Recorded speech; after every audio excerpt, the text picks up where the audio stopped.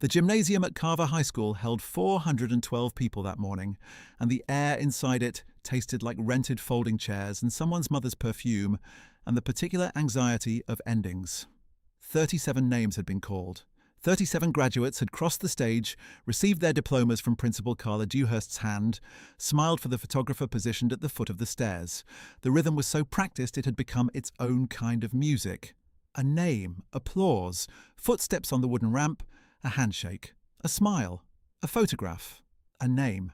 Marcus Ellington Webb sat in the fourth row of the graduating class, gown pressed, tassel on the left side, and he held himself very still. His row was called. The students around him rose. He rose with them. He moved forward in the line with the particular calm of someone who has already decided what to do with his hands and his face and the space between his shoulder blades. The student ahead of him crossed the stage. Dewhurst called her name. Applause. And then the next name Carla Dewhurst called was not Marcus Webb's name. It was the name of the student behind him. A woman in the third row made a sound. Not a word. A sound. Her neighbour put a hand on her arm. In the second row, a girl named Nia Caldwell turned her head toward the stage, and her mouth came open and stayed there. An older man near the back, broad-shouldered in a dark suit, went very still in his chair. Marcus had already reached the foot of the stairs. He stopped there. He did not go up.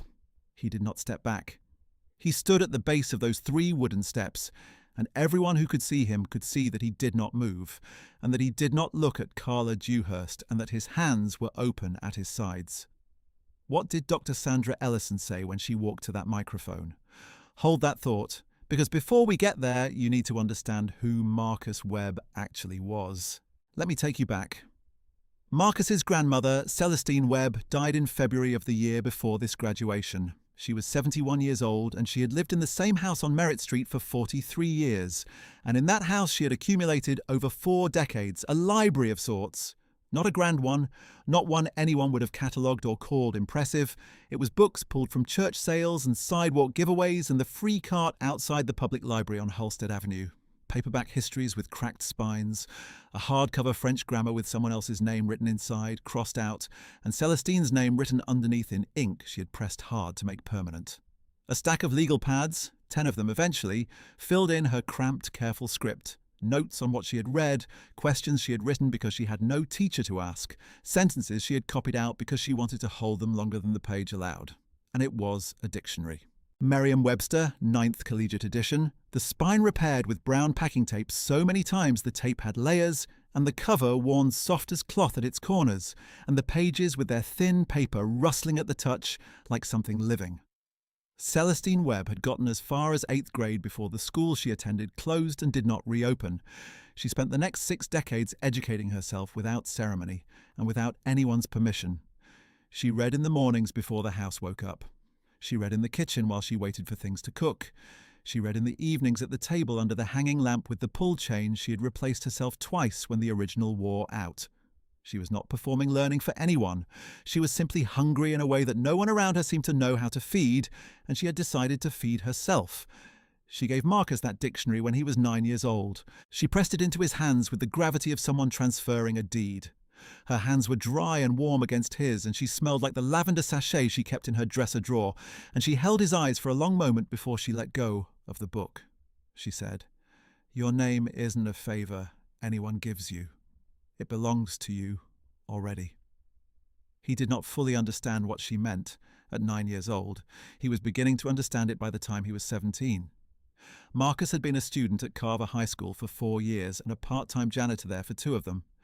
The job started the autumn after Celestine died, when the electric bill on Merritt Street became a problem his mother was trying to solve quietly, and Marcus solved part of it by arriving at Carver at 5:30 in the morning 3 days a week to mop the corridors and empty the paper bins in the main office and prep the gymnasium floor before the building opened. He wore a grey uniform with his name stitched above the breast pocket in red thread. He knew which closet held the industrial mop heads and which hallway's tile had a soft spot near the 3rd classroom door that had been waiting on a work order for 8 months. He knew the building the way workers know buildings, which is different from how students know them, which is different again from how administrators know them. In the grey morning quiet before the fluorescent lights finished warming and the building held a particular flicker, Marcus could sometimes stand in the main corridor with the mop handle in both hands and hear nothing but the hum of the ventilation system and the sound of his own breathing. He had come to value those mornings. The school at 5:30 was his in a way it never was at 8, when the noise filled it back up and he became invisible inside the crowd, rather than simply alone. He also carried in the back pocket of those grey uniform pants a folded list of vocabulary words he was memorizing. Not for a class, not for a test, for himself the way Celestine had done it, because a word you know is a tool you own and no one can take it out of your pocket. And in the janitor's closet on the second floor, behind the extra mop handles and a box of replacement ceiling tiles, he kept a battered copy of a Latin primer he had found on the free cart at the library. He read it during his break, sitting on a 5-gallon bucket with his back against the metal shelving, the primer open on his knee, working through the declensions with the methodical patience of someone who has no deadline and no one grading him and therefore no reason to rush. He was not doing this for anyone's approval. He was doing it because Celestine had shown him what it looked like to learn for yourself in total privacy without waiting to be invited. His guidance counsellor, Mrs. Opal Greer, had been at Carver for 31 years. She was 62 years old, with reading glasses on a chain around her neck and the careful economy of movement that comes from decades of small office chairs and overcrowded schedules. She had the particular intuition of someone who has seen enough students pass through to know the difference between a quiet student and a suppressed one, between someone who had nothing to say and someone who had decided, for reasons worth investigating, not to say it yet. She noticed Marcus not at a desk, not in the classroom, but in the hallway at 6 a.m, pushing a mop, mouthing something under his breath. She'd been in early for a parent meeting and came round the corner with her thermos, and she saw him in the grey uniform, moving in long practice strokes, lips shaping something, the silent rehearsal of someone committing a sequence to memory. She had stopped and watched for a moment, and she had not said anything, and she had walked on. She had started paying attention after that. She noticed that he returned his library books the day they were due. She noticed that he ate lunch near the window with a paperback beside his tray.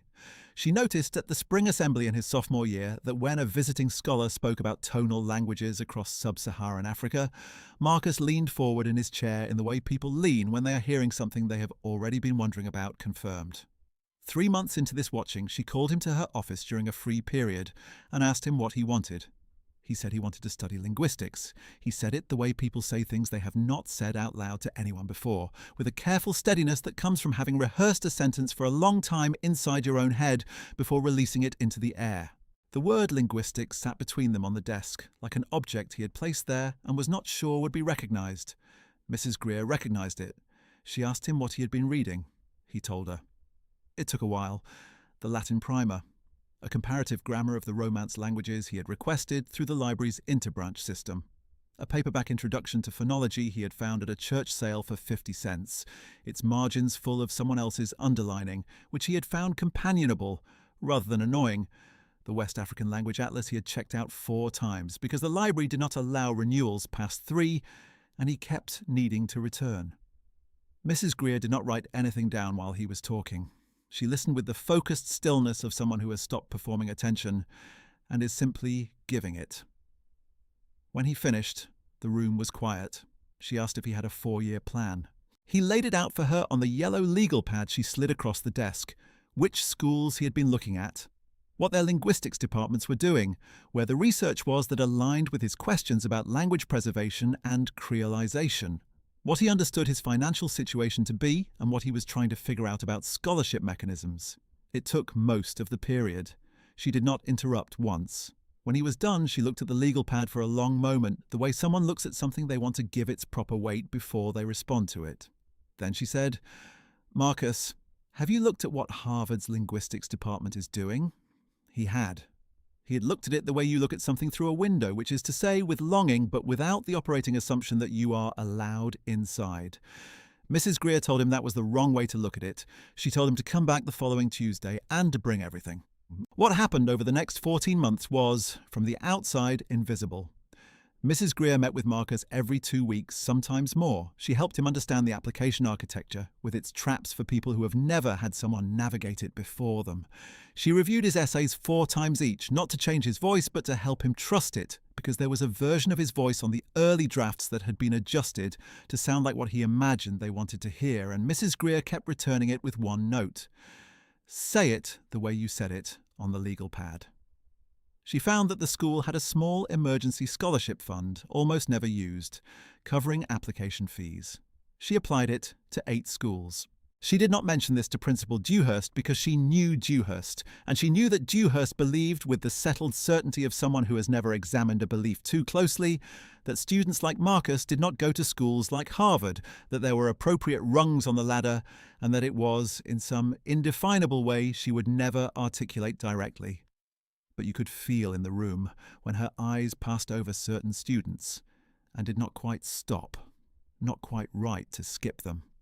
Carla Dewhurst had been principal of Carver High School for 11 years. She ran a clean building. She balanced the budget. She attended the right district meetings and spoke at them with the confidence of someone who knows their position is secure. She knew the test score metrics and managed them with the efficiency of someone for whom the numbers were the point and not the students behind them. She had never once, in those 11 years, initiated a one-on-one conversation with Marcus Webb. She knew his name the way principals know the names of students who require no management. He was quiet. He showed up. He did not cause problems. He was, to her, a background detail. He was also, by the start of his senior year, carrying a 4.0 unweighted GPA and a 4.6 weighted 1. He had taught himself enough Latin to read Cicero slowly but accurately, working through the sentences the way you work through a proof, checking each step. He had spent 2 summers with a Portuguese self-teaching course because Celestine had once told him she heard it was the most musical of the Romance languages, and she had always wanted to know if that was true, and he had wanted to be able to tell her whether she was right, and then she had died before he got far enough to be certain, and so he had kept going for her, until he was certain. And she was right. He had started a notebook of etymology, tracking the roots of words across 6 language families, filling pages in his careful script, the handwriting of someone trained by a woman who believed penmanship was its own form of respect. The notebook had 214 pages by the end of his junior year.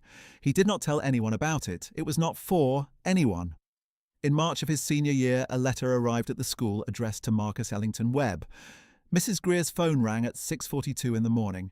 It was the school secretary, Patricia, who had been at the front desk for 16 years and had strong opinions about the intake mail pile. She had come in early and seen the envelope, and she could not help it. She had looked at the return address. She told Mrs. Greer what was on the envelope and said she was going to put it somewhere safe. Mrs. Greer was at the school in 20 minutes. She retrieved the envelope from Patricia's desk drawer and sat in her office and held it and looked at the return address. She didn't open it, because it was not hers to open. She waited for Marcus. He arrived at 7:05 in his grey uniform, with the mop already in his hand. She called him from her doorway. He came down the corridor and she handed him the envelope without saying anything. He looked at it. He looked at the return address. The corridor was still dim, the fluorescent light still warming, and in that uncertain light he turned the envelope over in his hands, his breathing even, his face still. His hand, when he took it, was steady in a way that told her he had been holding a space open for the possibility and had not let himself stop. He opened it there, standing in his work clothes. Full scholarship, room and board. A research stipend for summer language work in the department's Creole language project, which needed student researchers who could read in multiple Romance language families. Harvard University, Department of Linguistics, class of the coming year. He read it twice, then a third time. He folded it along the original creases and put it in the front pocket of the grey uniform shirt, over his heart, and he picked the mop back up. Mrs. Greer stood in the doorway of her office and watched him finish the corridor. Thorough, the way he always was, overlapping arcs, no missed strips, moving around the base of the lockers without being asked. She went home that afternoon and cried in her kitchen for 20 minutes. Then she washed her face and opened her laptop. She sent one email. It went to Dr. Sandra Ellison, Director of Admissions Outreach at Harvard University, with whom she had corresponded once before about a different student 3 years earlier. The email was brief. One of Harvard's incoming class was graduating this June from Carver High School. The ceremony was on a particular Friday morning, and if Dr. Ellison happened to be in the region, Mrs. Greer believed it might mean something to the student and to his family for someone from the university to be there. She mentioned nothing else. She stated the fact and the date and the address, and she closed. She did not mention the email to Marcus. She did not mention it to Carla Dewhurst. Dr. Ellison replied within the day. She was attending a regional conference nearby that weekend and would make it work. She asked if there was anything she should know about the student. Mrs. Greer wrote back one sentence. Bring something to write with because you'll want to remember what he says. Dewhurst learned about the Harvard acceptance in April when the district required post-secondary documentation for the annual college placement report. Marcus submitted his. It crossed Dewhurst's desk on a Tuesday along with 17 other documents. She read it, she held it, she set it down. She did not call him to her office, she did not send a note to Mrs. Greer. She did not announce his acceptance at morning meeting the way she had announced Tobias Reeves's partial scholarship to a Division III school 2 weeks earlier, calling Tobias by name to the front and shaking his hand before the full student body. She did not put his name on the announcement board, the one that carried 7 names in a laminated rectangle of blue cardstock. She filed the documentation. She did not speak of it. Mrs. Greer noticed the board. She passed it 3 times a day for 6 weeks and saw 7 names and knew the 8th. She wrote Marcus's name on a piece of white paper and taped it to her own office door. Nia Caldwell saw it there one afternoon, just the name and the school, and she stood in the hallway for a long moment. She had known Marcus since 9th grade in the way you know someone in a school hallway, which is not well but which is specific, built from accumulated small observations. She pulled out her phone and looked up the Harvard Linguistics Department's summer research program and read the description twice and put her phone away and went to class and said nothing to anyone. Which was, without her knowing it, the right thing to do. The morning of graduation, Marcus arrived at Carver at 5:15. He wore his grey uniform. He had his mop. The gymnasium floor was on his scheduled rotation, the last rotation of his employment at Carver, though he did not mark it as such with any ceremony. The floor needed mopping, and he was still on the schedule, and he mopped it with the same unhurried attention he had given it every other time, working from the far end toward the exit, moving around the rows of folding chairs, careful near the chair legs so the water did not pool and raise the paint. He finished in 43 minutes. He wrung the mop. He wheeled the bucket back to the closet on the second floor, the one that smelled like industrial cleaner and the mustiness of the extra ceiling tiles. He left the grey uniform folded on the shelf. He changed into his graduation clothes in the bathroom down the hall. He put the dictionary in the inner pocket of his graduation gown before he zipped it without deliberating. The book was where it belonged. He was going where he was going. Those two facts were connected. By 9:30 he was in the corridor with his classmates, the tassel on the left side, gown pressed, holding himself with the quiet of someone who has already made peace with this day and is now simply present in it. Let me paint the full picture for you. Carver's graduation ceremony began at 10 in the morning. 412 people in the gymnasium, a number that required 3 people with handheld clickers counting at the doors because the fire marshal had a limit and the administration took it seriously. Parents, grandparents, siblings pressing together in the bleachers, a scattering of teachers in the designated faculty rows, 3 district officials in the side chairs near the emergency exit, who had the particular posture of people fulfilling an obligation they have scheduled efficiently. The Carver High School banner hung above the stage, the royal blue and white of it brilliant under the gymnasium's overhead lights. The air conditioner ran at maximum capacity and was losing the argument with the heat of 412 people. A man in the 3rd row had a small battery-operated fan. 3 rows behind Marcus's section, Lorraine Webb sat between her sister and a woman from Merritt Street who had been one of Celestine's closest friends who had helped at the end, and Lorraine held her phone face up on her lap because she intended to film the whole thing, and she had charged it overnight and tested the camera that morning. She had worn Celestine's garnet brooch, the one with the small chip on the lower petal that made it look like it had been somewhere, and survived. She had fastened it to her blouse that morning at the mirror, and her hands had shaken a little, not from grief, but from the particular weight of days that have been earned across years of ordinary cost, and she had said something quiet in the direction of the brooch before she went downstairs. The ceremony moved in its practiced rhythm. Carla Dewhurst stood at the podium in her navy blazer, reading each name from the printed list with the careful pronunciation of someone who had reviewed the sheet beforehand. She'd reviewed it the previous afternoon, going through the names in order, marking the ones she needed to be careful with, the long ones, the unfamiliar ones. She had the list in front of her in a clear plastic sleeve. She had done this for 11 years. She knew the procedure. The names came in alphabetical order. Each one was a transaction between Dewhurst's voice and the crowd, clean and repeating, the gymnasium filling with small rounds of applause that overlapped and subsided and built again. The U's, the V's. Tobias Reeves took his diploma and descended the stairs. His name had been the one immediately before Marcus's on the printed list. The name after Tobias Reeves's name on the printed list that Carla Dewhurst was holding in both hands at the podium was Marcus Ellington Webb. Dewhurst looked at the list. She looked up at the stage, she looked at the student who was next in line behind Marcus, and she called that student's name. In the fourth row, Marcus heard his name not called. The student behind him moved forward. Marcus did not move. He did not flinch. His face did not change in any way that someone across the gymnasium could have described or put words to. The expression held was the one his grandmother had modelled for 60 years of being looked past, being underestimated, being assigned a ceiling by people who had not bothered to ask what was above it. It was not blankness, and it was not defeat, and it was not rage. It was something more precise than all of those. It was the face of someone who has always known this moment was possible and has decided in advance what it will and will not mean about them. He simply stood at the foot of the 3 steps that led to the stage, and he did not climb them, and he did not retreat, and his hands stayed open at his sides. In row 3, Lorraine Webb's phone went still in her hand. The screen kept recording. She did not look at the screen. Nia Caldwell's mouth came open and stayed there. The older man in the dark suit near the back, Aldous Fenton, who had been Dean of Students at Carver for 8 years and had his own long and specific history with Carla Dewhurst's way of seeing certain students, had been watching for Marcus's name since the ceremony entered the W's. He had gone completely still when it was passed over. His eyes moved to the side entrance of the gymnasium, where a woman he did not know was seated in a folding chair beside the door, leather portfolio on her lap, Harvard lanyard visible at her collar, watching the stage with the contained attention of someone who came to bear witness and is doing exactly that.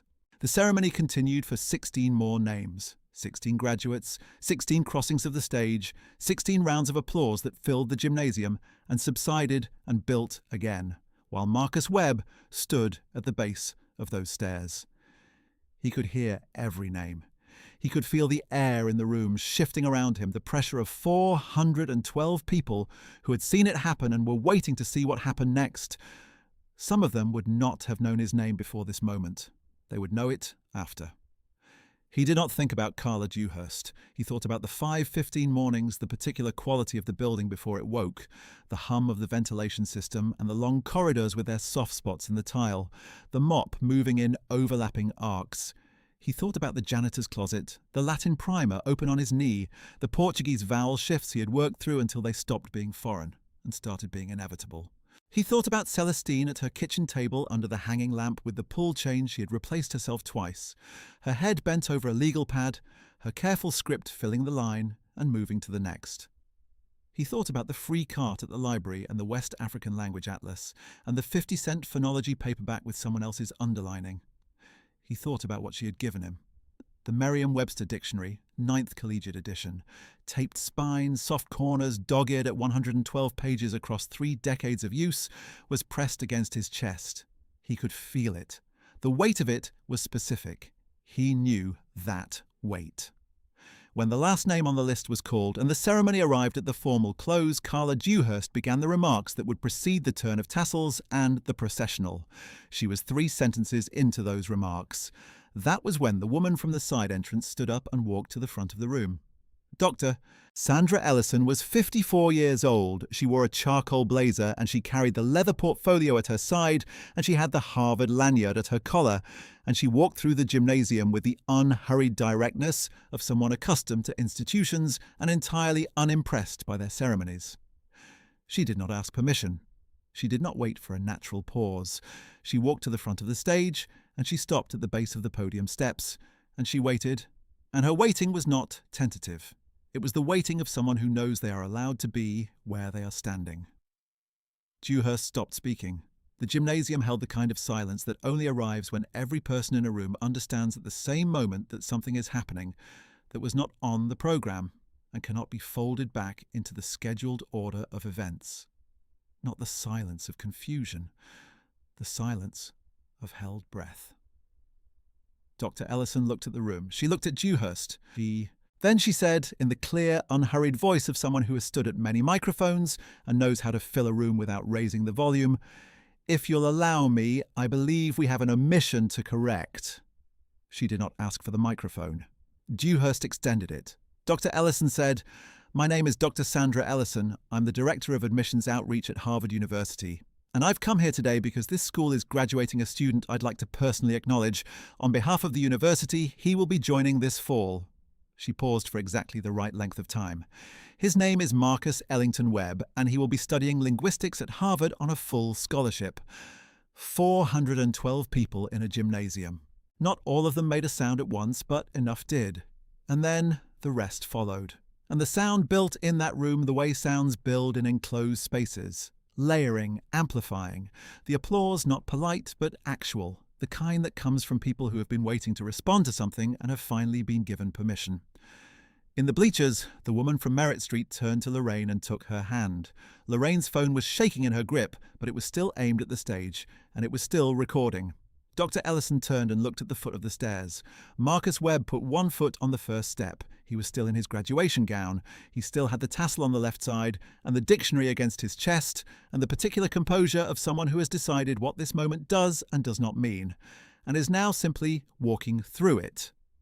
He climbed the second step, then the third. Then he was on the stage, and the sound in the room continued, and he crossed the stage with the same unhurried pace he used in the 5:15 corridors, not hurrying to arrive, not performing, simply moving from where he was to where he was going. Dr. Ellison extended her hand. He took it.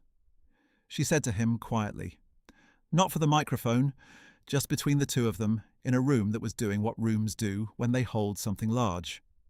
"We've been looking forward to you." He said, very quietly, "Thank you, ma'am." He pressed his palm flat against his chest for one moment, against the soft, worn cover of the dictionary under his gown. Then he turned, and he faced the room. Aldous Fenton was on his feet. Then the rows around Fenton, one by one and then all at once, the standing spreading through the bleachers the way it does when it is genuine, when people are not performing the gesture, but are moved into it. Not 412, because nothing in this world is unanimous. Enough, though. More than enough.